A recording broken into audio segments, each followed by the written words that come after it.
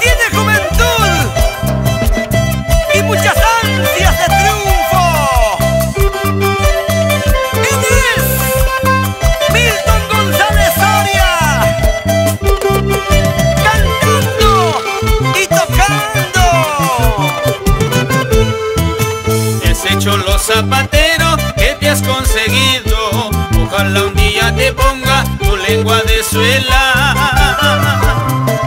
para que no se desgaste cuando tú criticas, porque de tu lengua no se salva ni tu abuela.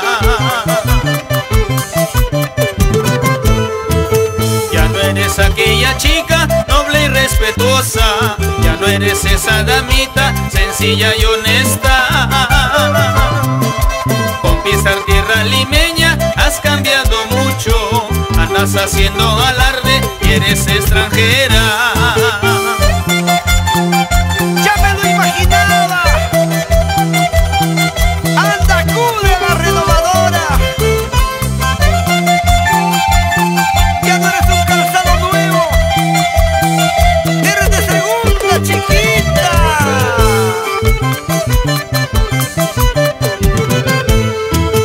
No quiero imaginarme lo que me han contado. Dice que a tus propios padres has desconocido, por su sombrero de junco, su ropa de lana. Ya olvidaste la cuna de donde has venido. Ya no quiero mujer gorda, mucho gasto me ha de hacer. Hoy prefiero mi flaquita, que ella sí me ha de querer. Dicen que mujer gordita